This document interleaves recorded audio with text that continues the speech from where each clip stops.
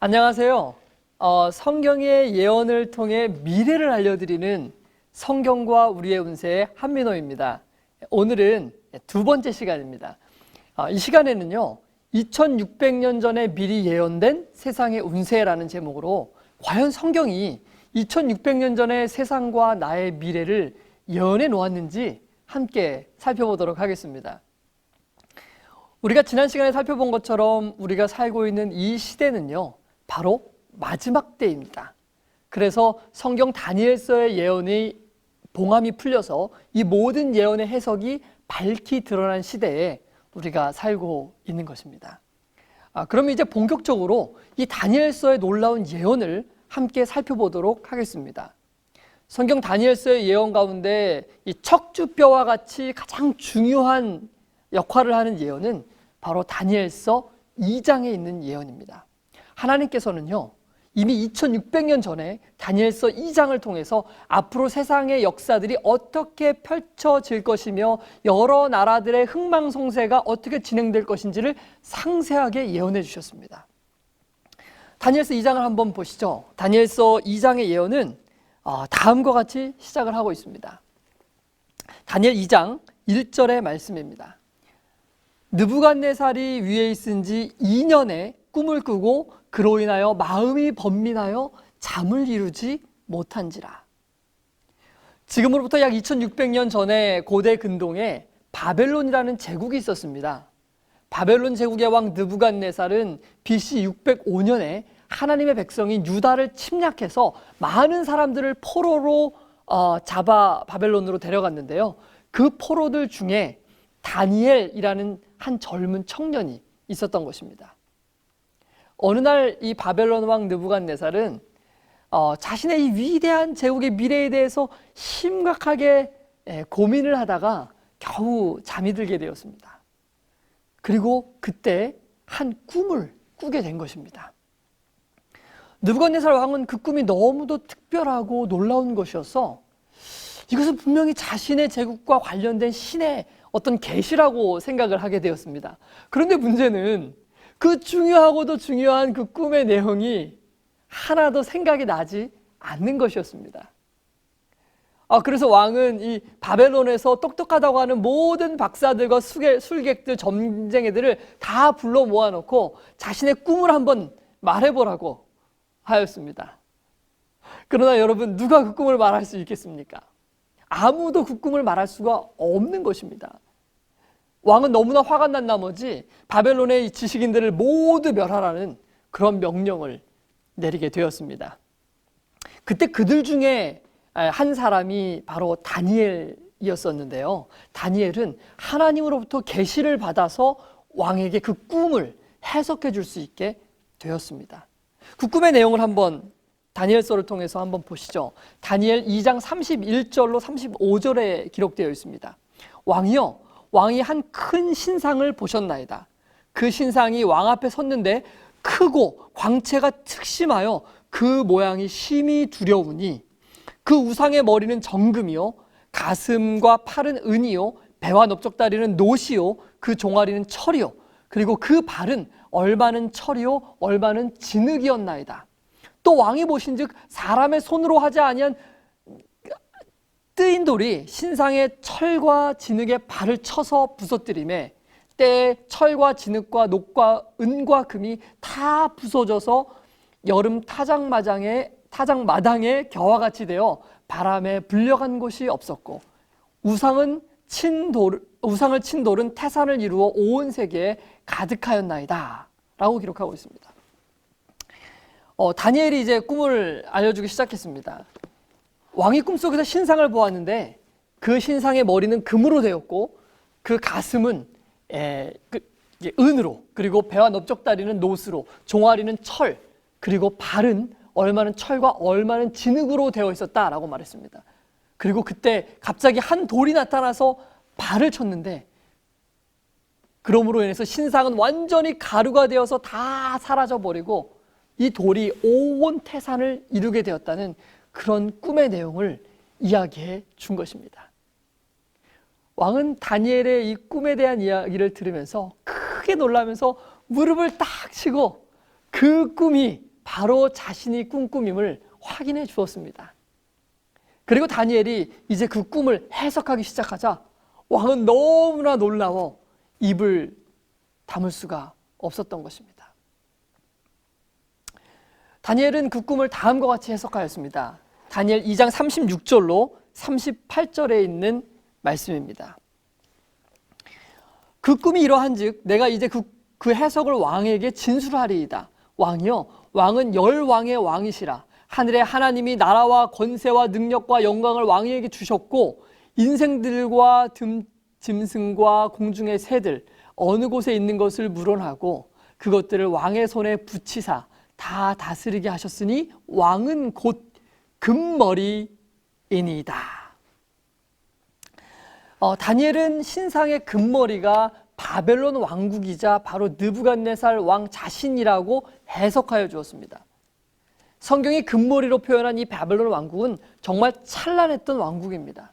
그러나 불과 사실 몇백 년 전까지만 해도 사람들은 바벨론이라는 나라가 성경이나 혹은 신화에나 등장하는 그런 나라로만 생각을 해왔었습니다.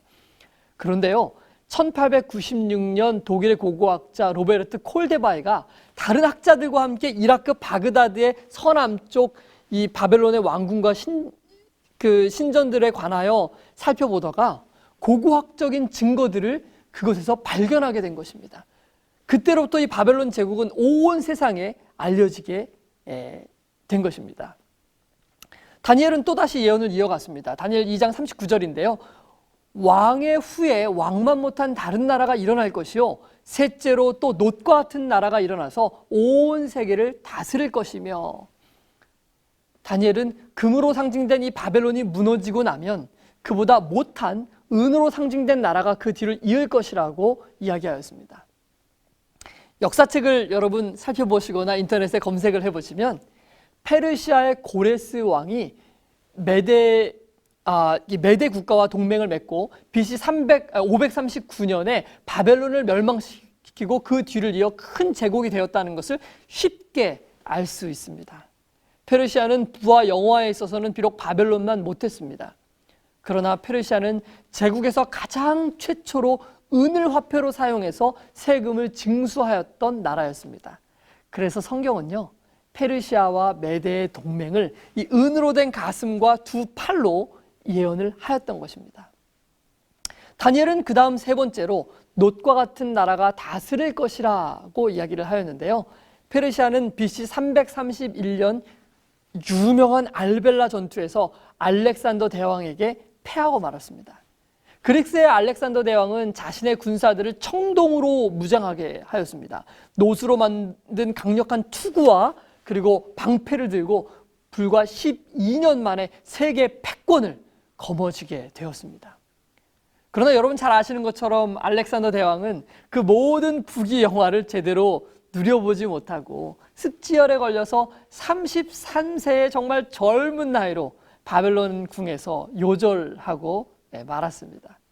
자, 그렇게 시작된 이 알렉산더의 나라 그리스는 헬레니즘 문화를 꽃피우면서 세상에 엄청난 영향력을 끼쳤지만 하나님의 예언의 시간표에 따라서 이제 물러나게 된 것입니다. 그리고 그 다음 네 번째로 등장한 나라는 바로 역사가 에드워드 기본의 말처럼 철의 제국인 로마였습니다. 이 넷째 나라는 강하기가 철과 같으니 철은 모든 물건을 부서뜨리고 이기는 것이라 철이 모든 것을 부수는 것 같이 그 나라가 문 나라를 부서뜨리고 빠을 것이며 라고 성경이 예언했습니다. 로마 제국은 무시무시한 이 철갑 무기로 그리스의 청동 무기를 쳐부수고 대제국을 건설하였습니다. 그리고 기원전 168년부터 서기 476년까지 무려 600년 넘게 이 세상의 지배자가 되었습니다. 자, 그러면 이제 성경은 로마 제국 이후에는 어떤 나라가 등장할 것이라고 예언하고 있을까요? 로마는 어떤 나라에 의하여 멸망을 받았을까요? 다니엘 2장 41절로 43절은 이렇게 기록하고 있습니다. 왕께서 그 발과 발가락이 얼마는 토기장이의 진흙이요 얼마는 철인 것을 보셨은즉 그 나라가 나뉠 것이며 왕께서 철과 진흙이 섞인 것을 보셨은즉 그 나라가 철의 든든함이 있을 것이나 그 발가락이 얼마는 철이요 얼마는 진흙인즉 그 나라가 얼마는 든든하고 얼마는 부서질 만한 할 것이며 왕께서 철과 진흙이 섞인 것을 보셨은즉 그들이 다른 인정과 서로 섞일 것이나 피차에 합하지 아니함이 철과 진흙이 합하지 아니함과 같으리다.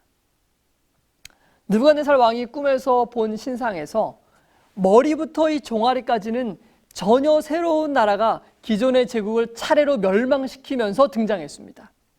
그래서 메데와 페르시아는 바벨론을 멸망시키고 등장했고 그리스는 페르시아를 그리고 로마는 그리스를 멸망시키면서 이 세상 역사에 등장했던 것입니다.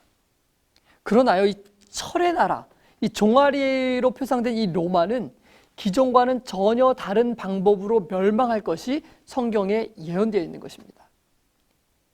그 나라가 나뉘일 것이며 라는 것이 예언입니다. 그리고 또 그들이 다른 인종과 서로 섞일 것이나 피차에 합하지 아니함이 철과 진흙이 합하지 않음과 같으리라 라는 것이 예언인 것입니다. 로마 제국은요, 다른 제국에 의해서 멸망을 당할 것이 아니고 게르만족의 대이동으로 인해서 10발가락의 나라, 10개의 나라로 나뉘게 될 것을 성경이 미리 예언해 놓은 것입니다. 그리고 그 나라는 다시 하나의 큰 제국으로 결코 합해지지 못할 것이라는 예언 또한 성경이 함께 하고 있는 것이죠.